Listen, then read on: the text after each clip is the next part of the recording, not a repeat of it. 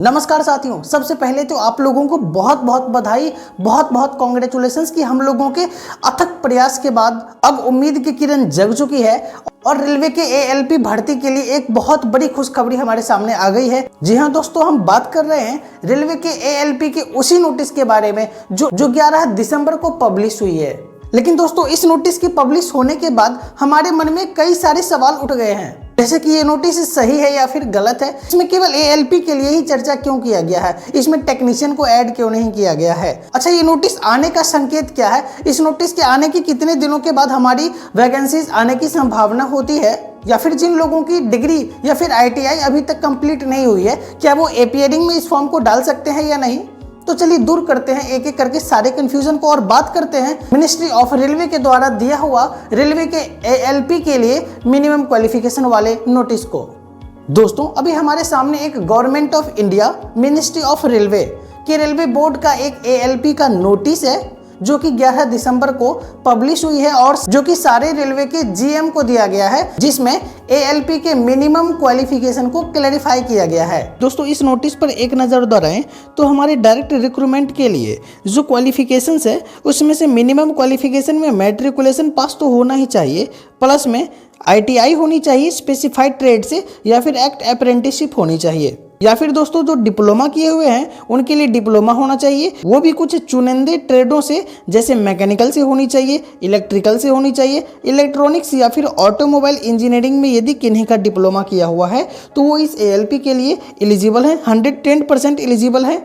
आगे दोस्तों मेंशन किया हुआ है यदि वो इन्हीं डिप्लोमा वाले ट्रेडों से बीटेक किए हुए हैं तो वो भी इस फॉर्म के लिए 110% एलिजिबल हैं। उनका जो क्वालिफिकेशन है वो यहाँ पे अलाउ है इस फॉर्म को फिलअप करने के लिए। साथ ही दोस्तों, यदि हम देखेंगे जो आईटीआई के लिए स्पेशली ट्रेड है उसमें किन किन ट्रेडों को मेंशन किया गया है, तो आईटीआई के ट्रेडों के लिए तो आईटीआई में दोस्तों फीटर से electrician, instrument mechanic, maintenance mechanic या फिर mechanic TV radio, electronic mechanic, mechanic motor vehicle, wireman, tractor mechanic, armature या coil winder, mechanic diesel, heat engine turner, machinist या फिर रेफ्रिजरेशन एंड एसी मैकेनिक से यदि किन्हीं का आईटीआई किया हुआ है तो वो इस एएलपी के फॉर्म के लिए 100% एलिजिबल होंगे, जो कि अभी आने वाली है।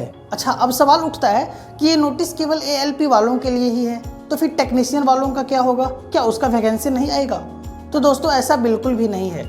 जब भी एएलपी का वैकेंसीज आती है साथ में टेक्नीशियन की वैकेंसीज भी आती है। ये रेलवे का एक पुराना रूल है और पहले से ही चलते आ रहा है। पिछले कई वैकेंसीज को उठा के आप देखेंगे तो पता चलेगा कि दोस्तों टेक्नीशियन की जितनी भी पद है, जितनी भी रिक्तियां होती है वो एएलपी के साथ में ही आती है। तो टेक्नीशियन की जितनी भी वैकेंसी होगी निश्चिंत रहें आप लोग, वो एएलपी के साथ में ऐड होकर आएगी। हाँ दोस्तों, टेक्नीशियन की जो वैकेंसीज की सीटें होती है वो थोड़ी कम होती है एएलपी के कंपेरिजन में। एएलपी का सीट ज़्यादा होता है, टेक्नीशियन की सीट कम होती है। इसलिए दोस्तों टेक्नीशियन का जो कट ऑफ होता है वो भी हाई जाता है एएलपी के कंपैरिजन में। तो इस तरह से टेक्नीशियन और एएलपी की वैकेंसी साथ में आएगी, आप लोग बिल्कुल निश्चिंत रहें। और हाँ, एएलपी के ट्रेडों में वो कुछ ऐड किए हैं और कुछ ट्रेड को हटा दिए हैं। जैसे कि आईटीआई की बात करें तो आईटीआई को जिनको कंप्यूटर साइंस से आईटीआई है, वेल्डर से है, वो एएलपी के लिए एलिजिबल नहीं हो सकते हैं। साथ ही यदि हम डिप्लोमा या बीटेक की बात करें तो जिनका सिविल से किया हुआ है वो इस एएलपी में शामिल नहीं हो सकते हैं। बाकी दोस्तों, यदि हम टेक्नीशियन की बात करें तो वहाँ पे अलग अलग ट्रेडों के साथ साथ अलग अलग सीट मिलती है, आप उस जगह पे जाके फिलअप कर सकते हैं टेक्नीशियन को। लेकिन ड्राइवर के लिए जो मिनिमम क्वालिफिकेशन थी वो यहाँ पे दे दिया गया है और इसी के अनुसार अब हम लोगों को ड्राइवर का फॉर्म फिलअप करना है। आप 2015 का नोटिस उठा के देख लीजिए या फिर हमारे बैच का 2018 का। जी हाँ दोस्तों, मेरा भी चयन टेक्नीशियन के पद पर 2018 के ही बैच में हुआ था। उस बैच की भी यदि हम नोटिस की बात करें तो ये नोटिस आने के 1 महीना के अंदर में ही एएलपी और टेक्नीशियन की वैकेंसीज आ गई थी। इस बार भी दोस्तों यही होने वाला है। अब इस नोटिस के आने के बाद हम सभी के रोंगटे खड़े हो जाने चाहिए, क्योंकि दोस्तों ये जो वैकेंसीज है एएलपी टेक्नीशियन का, इसका 20 से 25 दिनों में लास्ट दिसंबर तक आने की चांसेस बहुत ज़्यादा बनती है।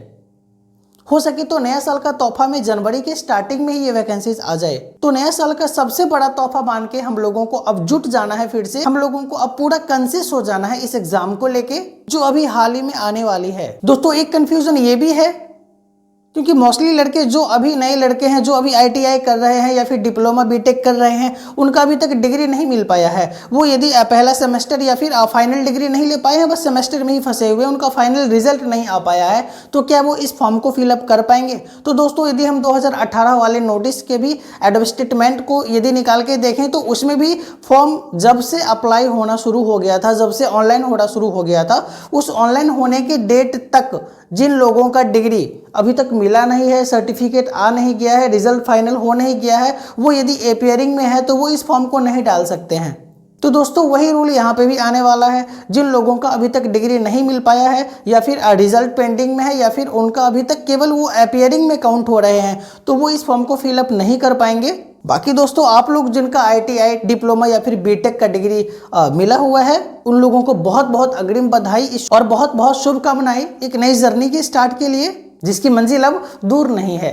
दोस्तों कुछ दिन पहले तक हम लोग रोते रहते थे कि एक भी वैकेंसीज नहीं है, और देखिए अभी वैकेंसीज की बौछार लग गई है। एक नहीं, दो नहीं, 3, 4, 5 वैकेंसीज अभी हम लोगों के सामने है। बिहार SSC को ही देख लीजिए, SSC GD को ही देख लीजिए, और लास्ट में अभी ALP टेक्नीशियन को देख लीजिए। और सबसे बड़ी बात, इन सभी वैकेंसीज को यदि देख लिया जाए, इन सब के सिलेबस को यदि आप देखिए तो सिलेबस में कुछ ज़्यादा का अंतर नहीं है। मोस्टली चीज़ें जो रीजनिंग की है वो SSC GD का भी वही है, बिहार SSC का भी वही है, या फिर ALP टेक्नीशियन में भी वही है। मैथ्स के भी यदि देख लिया जाए तो मोस्टली सिलेबस मिलते जुलते हैं। साइंस को यदि देख लिया जाए तो साइंस के भी काफ़ी पोर्शन जो बिहार SSC में भी बहुत अच्छे लेवल पे 25 क्वेश्चंस पूछे जाते हैं, वहीं पे ALP टेक्नीशियन भी साइंस का ही सिलेबस है। इसमें भी GK या GA का मात्रा बहुत कम रहेगा और केवल साइंस से ही मोस्टली क्वेश्चन पूछे जाते हैं। तो आपको साइंस, मैथ और रीजनिंग पे अच्छे से फोकस करना है। एकदम 0 लेवल से तैयारी को स्टार्ट कीजिए और ऊपर तक ले जाइए, क्योंकि दोस्तों अभी किसी का एग्जाम डेट हमें पता नहीं है, ना बिहार SSC का पता है, ना ALP टेक्नीशियन के बारे में अभी कुछ पता है। तो इसीलिए अभी से आप अपनी जर्नी को स्टार्ट कर दीजिए, एक नए सिलेबस के अनुसार एकदम डू एंड डाई कर दीजिए, अपना 100% अपने बुक की तरफ दीजिए, लग जाइए एक बार फिर से। यदि दोस्तों अभी भी कोई डाउट्स रह गया है तो आप कमेंट करके जरूर हमें बता सकते हैं, और साथ ही यदि वीडियो अच्छी लगे तो प्लीज मेरे चैनल को सब्सक्राइब कर लीजिएगा। और दोस्तों अब शुरू करनी है अपनी तैयारी को, तो मिलते हैं एक अगली वीडियो में एक नए सिलेबस को लेके। तब तक के लिए थैंक यू।